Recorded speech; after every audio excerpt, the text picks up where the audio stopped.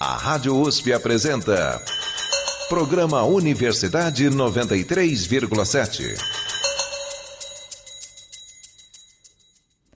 Olá, ouvinte! Eu sou a Sofia Kercher e está no ar mais uma edição do Universidade 93,7. Junto comigo para apresentar o programa de hoje está a Jaqueline Silva. Oi, Sofia. No programa de hoje, vamos entender melhor sobre o conceito de cozinha de herança através de restaurantes espalhados por São Paulo. Hoje, você vai conferir estabelecimentos de culinária colombiana, grega, síria, judaica, congolesa e caiçara. Além de entender melhor a história desses restaurantes, vamos contar um pouco da experiência de quem trabalha com essas culinárias específicas. E para comentar as nossas reportagens, contamos com a presença ilustre da Silvana Azevedo. Ela é jornalista gastronômica, mestre e doutoranda pela Faculdade de Filosofia, Letras e Ciências Humanas, na USP. Tudo isso você confere agora no Universidade 93,7.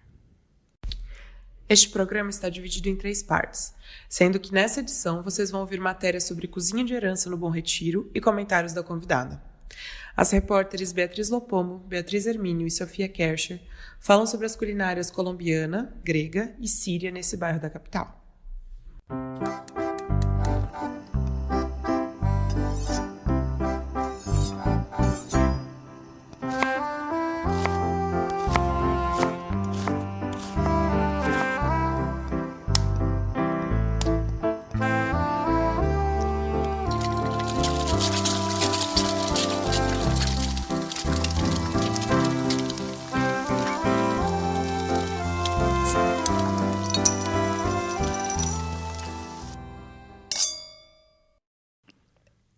Antes da gente começar, queria dar, claro, boas-vindas à Silvana.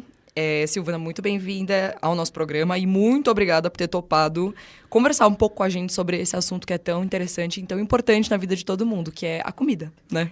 Obrigada, Sofia, Jaqueline. Para mim é uma alegria estar aqui para falar de uma coisa que é tão gostosa, né?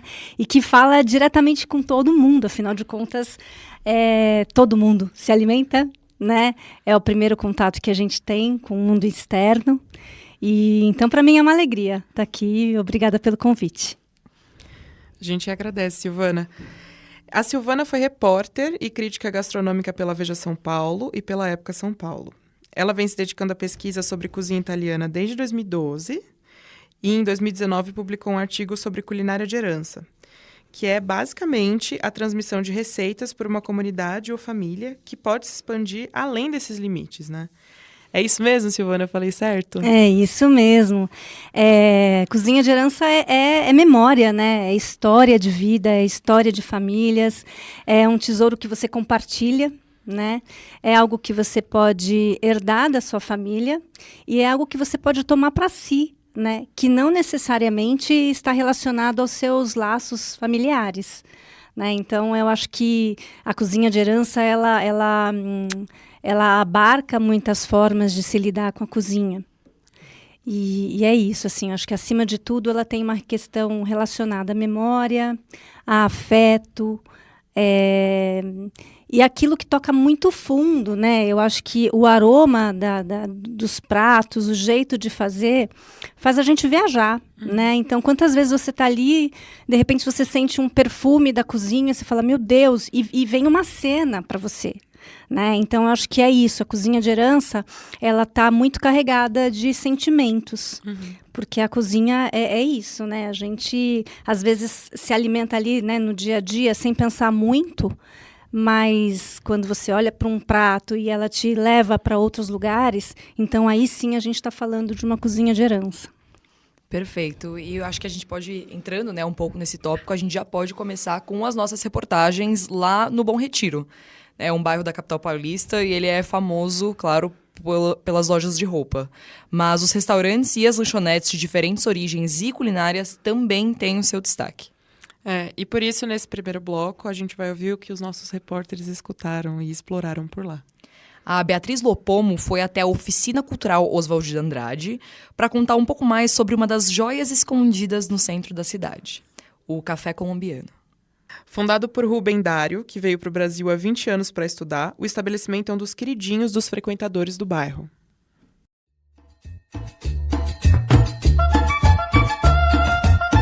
Localizado dentro da oficina cultural Oswald de Andrade, na rua Três Rios, no bairro do Bom Retiro, está o Café Colombiano.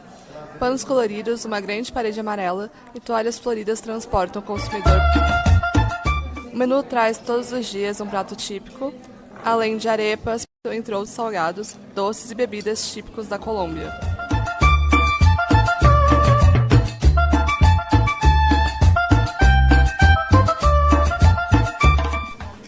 Eu acabei de experimentar um buñuelo, que é um bolinho feito de queijo e polvilho doce. Ele é frito, bem macio, muito gostoso, o ambiente é muito agradável. Eu tô aqui com a minha colega Sofia, ela comeu uma torta negra. O que você achou? Eu achei uma delícia. Eu acho que, como a gente é do Brasil, quando a gente lê torta negra, parece uma coisa de chocolate, assim, vai ser uma coisa pesada. Mas era um bolo de especiaria, super gostoso, eu gostei bastante.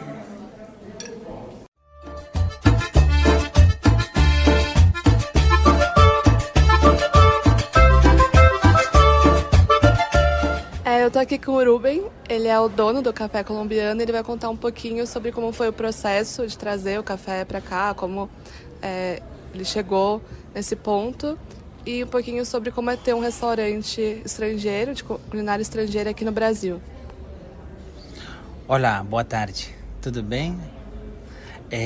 Bom, eu sou Ruben, eu estou aqui no Brasil há 26 anos. Eu confesso que o objetivo de chegar aqui no Brasil não foi imediatamente montar um restaurante, nem um café, nem nada. Eu vim aqui para estudar exclusivamente e logo depois de algum tempo assim, rolou aí uma paquera que virou casamento, virou uma família hoje, certo? E aí no decorrer do tempo, depois de alguns anos de trabalho, de estar trabalhando na área social de diferentes formas aqui em São Paulo, eu com minha esposa, ela é daqui de São Paulo, ela é brasileira, e eu sou de Cali, na Colômbia, né? A gente, por diferentes motivos, decidimos montar um café-restaurante, um café inicialmente, por isso o nome Café Colombiano.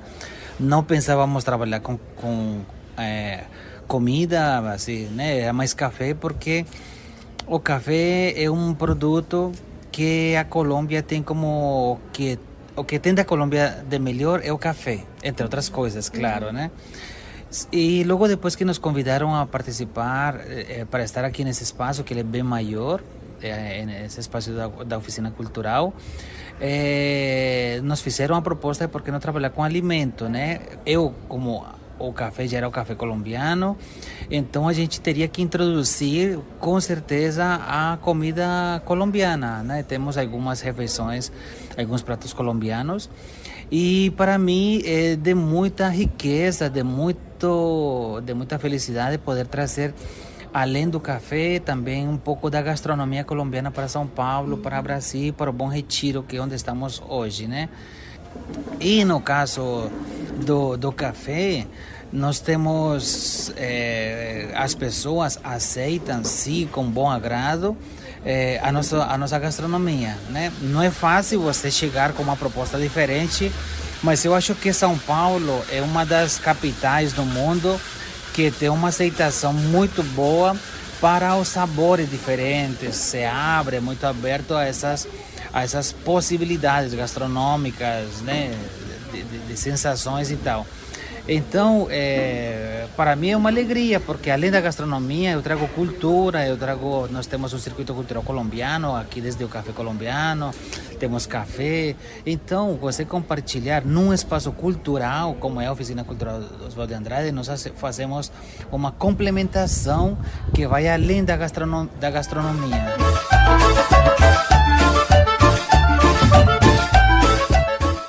Agora eu tô saindo aqui da oficina Oswald de Andrade. Vale muito a pena conferir quem estiver passando aqui no centro, no Bom Retiro.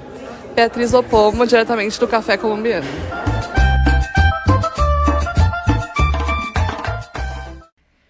A poucos passos do Café Colombiano fica o restaurante Acrópolis. Especializado em culinária grega, o lugar tem mais de 60 anos de história. E parece que o restaurante lota aos finais de semana. Para saber um pouco mais sobre o Acrópolis, a gente ouve agora a matéria da repórter Beatriz Hermínio. Localizado na Rua da Graça, no Bom Retiro, o restaurante Acrópolis traz um pouco da culinária grega para São Paulo. Com pratos cheios de frutos do mar, polvo, vitela ao forno, entre outras comidas tradicionais, o restaurante foi reconhecido algumas vezes como o melhor grego da cidade. Quem passa pela rua pode não reparar no lugar, nem em sua fachada, mas o interior se destaca pela decoração com elementos gregos, azulejos brancos, com detalhes azulados e um elemento um tanto inusitado. Ao olhar para cima, você encontra diversos quadros do Corinthians. O lugar trabalha com o esquema da cozinha aberta. Você vem, dá uma olhada no que está sendo feito no dia e faz o seu pedido. Além disso, eles têm um cardápio cheio de sobremesas. Arroz doce, baklava, biscoito de nozes com mel, pavê de morango, coalhada e até um galactoboreico. Eu já aproveito para me desculpar pela pronúncia errada. Sábado, do meio-dia até umas 4 ou 5 da tarde, o lugar fica bem cheio. Eu tô aqui com a Nick, a filha do dono, e ela vai me contar um pouco a história do lugar e como ele foi fundado. Em relação à fundação, aqui foi fundado por um grego, tá? Não foi meu pai. Aqui foi em 1959, o dono também era grego e era cozinheiro também. Meu pai só veio pra cá em 61. Entrou como garçom, foi avançando etapas, depois foi se tornando sócio, gerente, cozinhou também e se tornou dono nos anos 70. Em 61. Chamava Cantinho Grego na época do dono. E quando ele comprou, ele nomeou Acrópolis. Que legal. Era cantinho? Cantinho Grego. E aí virou Acrópolis. Virou Acrópolis nos anos 70. E aí agora você... Ele faleceu em 2016, né? E agora eu e minha irmã estamos tocando um restaurante. Eu vi que você tem vários pratos aqui. Qual que é o mais... Sei lá, que o mais típico? Mais típico ou com mais É o moussaka, que é tipo uma lasanha de berinjela, batata, carne moída e creme gratinado. É um dos mais tradicionais, carne de carneiro também. Legal. E costuma encher bastante? No final de semana tem fila. Que eu tô vendo que tem bastante gente. O Acrópolis ficou famoso não só por sua comida. O seu traço, como era chamado pai da Nick, chegou a ser eleito personalidade gastronômica do ano em 2009. E era uma figura do lugar. Hoje, quem entra no restaurante pode ver sua foto no alto da parede, acima do caixa. Agora, as filhas continuam seu legado. Por aqui, os clientes se aventuram entre os pratos. Tem quem venha pelo costume e tem aqueles que buscam experimentar novos sabores. No caso da moussaka, ou moussaka, por vezes, ela é uma especialidade de culinária do Oriente Médio, como a turca. Só que depois de passear pelo bairro e experimentar um pouco da culinária árabe, a gente optou por ficar na sobremesa aqui na Acrópolis e pedimos uma torta de maçã que tá deliciosa. O atendimento é super atencioso e a cozinha tá sempre aberta. Aqui então eu me despeço. Beatriz Hermínio, direto do Bom Retiro. A verdade é que a culinária de herança pode ser encontrada em qualquer canto. Até nos locais aparentemente inesperados, como as portinhas e cantos escondidos da cidade. A Sofia foi visitar uma dessas joias de São Paulo. O Abu Hagop tem meia dúzia de opções deliciosas para você provar da culinária síria. Tudo isso enquanto está sentado num banquinho no meio do Bom Retiro. Vamos ouvir.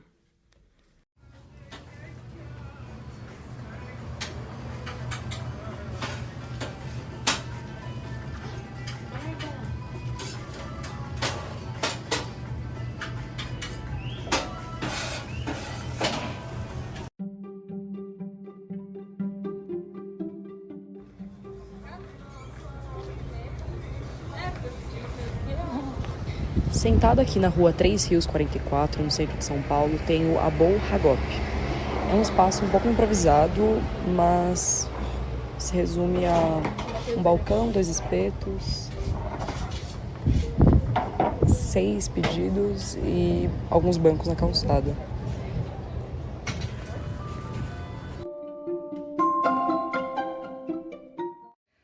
Apesar da evidente chuva, eu e a Beatriz, minha colega, fomos para provar 2 shawarmas, um de falafel e outro de frango.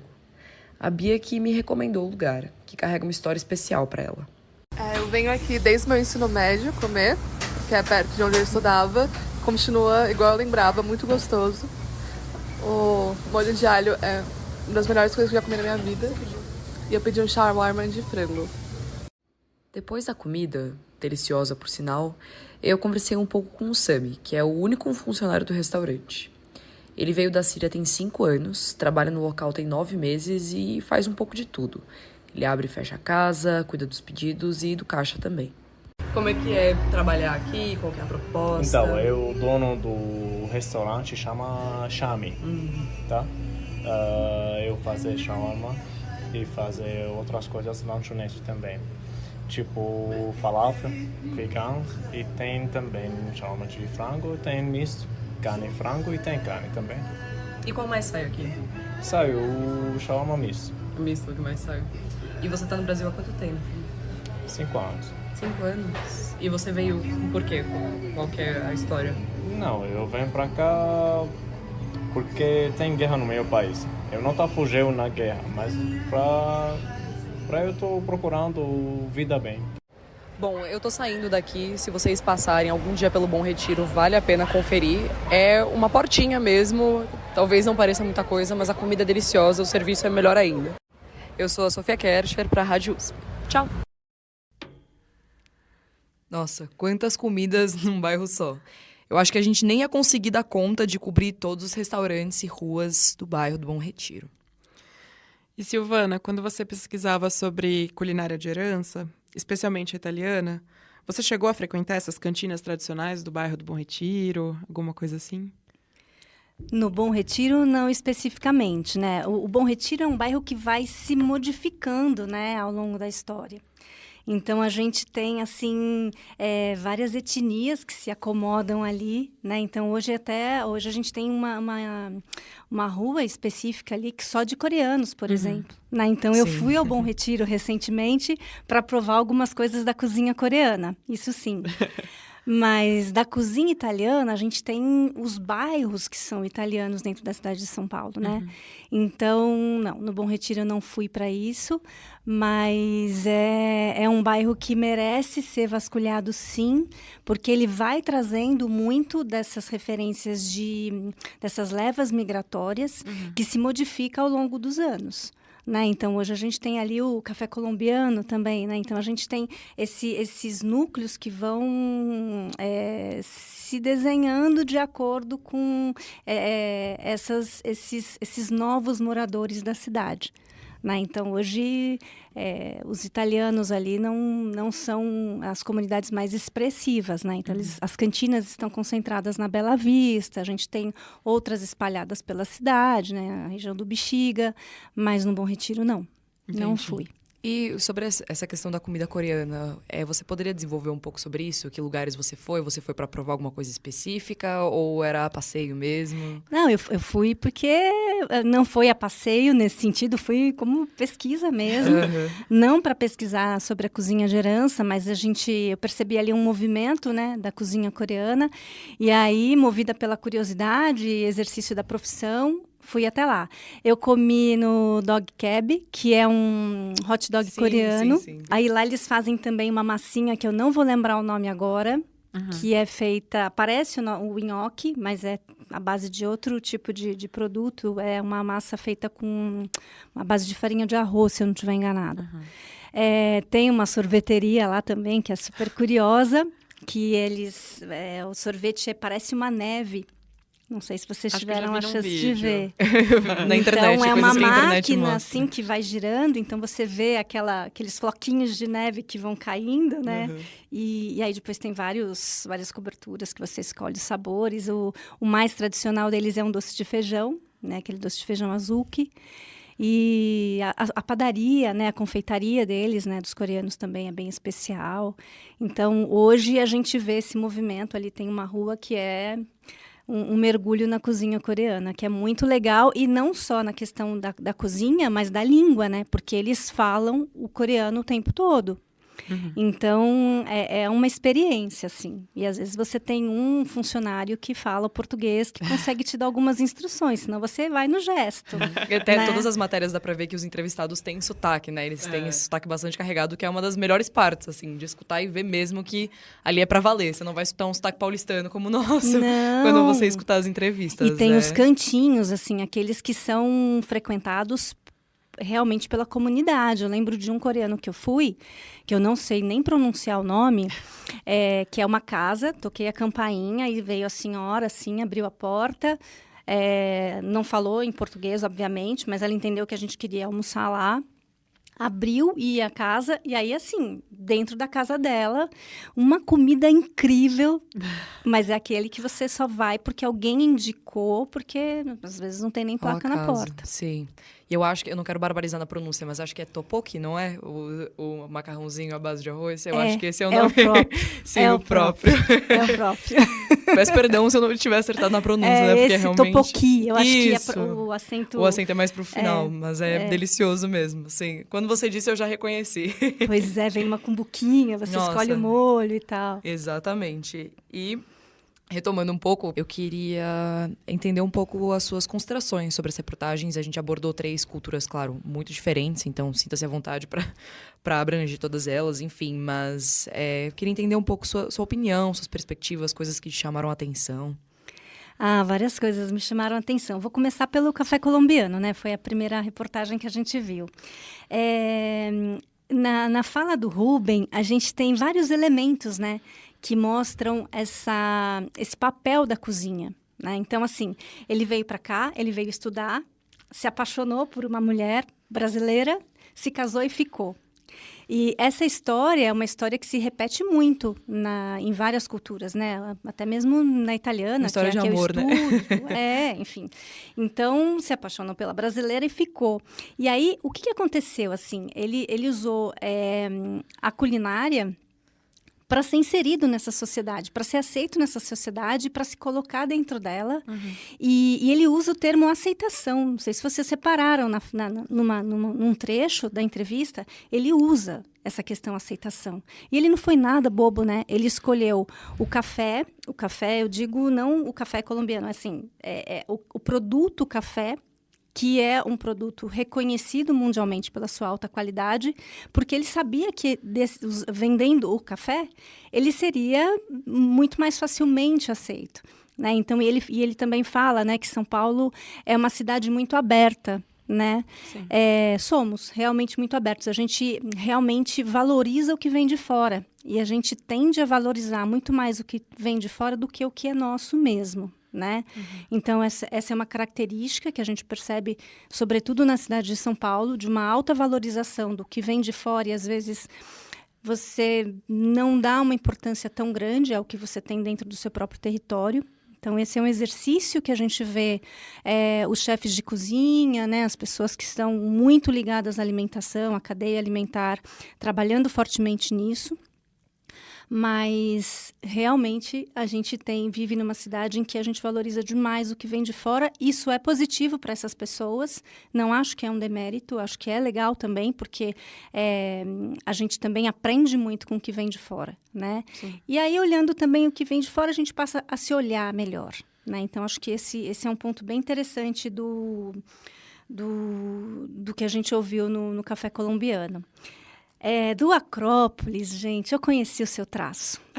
Que legal. Era uma figuraça, assim, ele era a alma daquele lugar. Então, você chegava no restaurante, lota de verdade, eu não sei agora, depois que ele faleceu, não sei se o movimento caiu, mas ele era a alma daquele lugar. De sábado, você precisava chegar cedo, antes do meio-dia, porque senão não tinha lugar. Tinha que ficar esperando um tempão até fazer o giro de novo e você conseguir uma mesa. E a hora que você chegava no restaurante, era ele que escolhia o lugar que você ia sentar. Lugar muito apertado, mesas muito apertadinhas. E ele escolhia o lugar, aí ele montava a salada grega, que é sensacional, que ele fazia, com queijo feta, o azeite grego, né? A gente viu que a Beatriz fala da decoração, né? Chamou atenção para as coisas do Corinthians ali na decoração. Mas, assim, ele usa muito os elementos gregos, né? Nas cores, né? Então, o azul na Grécia está ali, os azeites gregos, tudo que ele pode trazer de elementos da cultura dele, ele traz. E é uma diversão você ir até a cozinha e escolher os pratos naquelas travessas enormes, né? E aí a filha dele fala do moussaka, que é interessante que ela faz uma comparação com lasanha, né? Da cozinha italiana. Sim. E que, na verdade, assim, é difícil a gente comparar a lasanha, até eu não consigo fazer essa correlação, mas acaba sendo a mais fácil, né? Porque ela vai com aquelas fatias de berinjela que são fritas, eles fazem também as lâminas de batata fritas. O refogado dele de carne é incrível de bom. Não é uma carne moída qualquer. Ele tempera com cravo e canela, então isso dá um sabor assim incrível na receita final. E aí eles fazem um molho bechamel bem denso, que vai por cima, isso vai gratinado. Então, assim, é difícil ir lá e não pedir a moussaka. Mas eles fazem a lula recheada, que é sensacional, arroz de frutos do mar, o cordeiro. Então, assim, é uma cozinha que é muito rica em temperos, né? E essa diversidade de frutos do mar que ele traz ali é muito boa. E são pratos fartos, assim. Você consegue dividir a moussaka tranquilamente. E eu percebi que ela falou muito da sobremesa. Gente, quando eu vi isso na reportagem, eu juro, eu nunca pedi a sobremesa naquele lugar. Não tem espaço, né? Nunca. Eu nunca liguei para sobremesa. Eu vou ter que voltar lá. Vai ter que voltar. Vai ter que voltar mesmo. Eu acho que é interessante a gente falar um pouco do shawarma, porque quando a gente fala do shawarma, talvez algumas pessoas não tenham ideia do que a gente está falando, né? E eu acho que vale aqui a gente falar, né? Então, o shawarma, ele é um sanduíche típico, né? Agora, se eu falar para vocês churrasco grego, eu tenho certeza que muita gente vai exatamente associar o que é. Sim, né? Até dá água na boca. Então, eu não sei, porque a gente tem uma imagem do churrasco grego que não dá tanta água na boca assim, é verdade. Acho que como eu fui com as minhas próprias experiências, eu já tô pensando no positivo, mas não no pejorativo, que geralmente associam a ele, é verdade. Porque o churrasco grego a gente vê, né, ali às vezes no meio da rua, né, e tal, aqueles espetos girando. Todo mundo passa, né, então você fala, cara, cadê a higiene desse negócio e tal. E aí, eu achei interessante, né, fazer esse comentário sobre o churrasco grego, porque pensa bem, olha, é um prato de origem do Oriente Médio, né? A gente tem a Síria aqui como exemplo que eles falam, mas também se come no Líbano, na Turquia. E aqui recebeu o nome de churrasco grego. E aí por quê, né? Todo mundo sabe do que a gente está falando aqui agora, né? Sim. O shawarma eu tenho certeza que muita gente não saberia. A diferença, né, que o shawarma ele é servido naquele pão folha, né, que é aquele bem fininho, ou no pão sírio. E a diferença é que o churrasco grego aqui a gente come no pão francês, né? Sim. Então já tem uma diferença aí de uma adaptação cultural. Então a gente pegou aquela receita que é tradicional e já tem uma adaptação aí em cima. E aí, além disso, o nome que vem de churrasco grego é por causa da máquina. Então, a máquina, aquela máquina que os espetos ficam ali girando e assando, é grega. Então, por isso que aqui em São Paulo, não sei te dizer se no Brasil é assim, mas aqui em São Paulo, a gente chama de churrasco grego. Poxa, não sei. Então, sabe? Então, se a gente pensar, aqui a gente tem uma cozinha de herança. Sim. Mais do que falar do shawarma em si, que talvez eles façam aquela cozinha que é mais tradicional. Então, quando a gente pensar nesse churrasco grego, servido no pão francês, com os nossos temperos, então aí a gente começa a falar de cozinha de herança. Sim.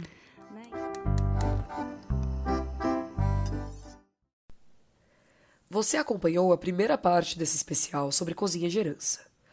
O próximo episódio você ouve na semana que vem, quando a nossa convidada comenta a matéria de Thiago Gelli sobre culinária caiçara no litoral paulista. Além disso, você também vai ouvir a reportagem da Jaqueline Silva sobre o Zedeli, restaurante de tradição judaica em São Paulo. Esse programa foi apresentado por Sofia Kercher e Jaqueline Silva e teve a participação de Silvana Azevedo. As reportagens do especial são de Beatriz Lopomo, Beatriz Hermínio, Sofia Kercher, Thiago Gelli, Jaqueline Silva e Aline Novakoski. Neste programa você ouviu músicas da Jewish Starlight Orchestra. O arquivo desse programa está disponível no site usp.br/cje/radiojornalismo. Obrigado pela audiência e tenha um bom dia. Bom dia para todo mundo.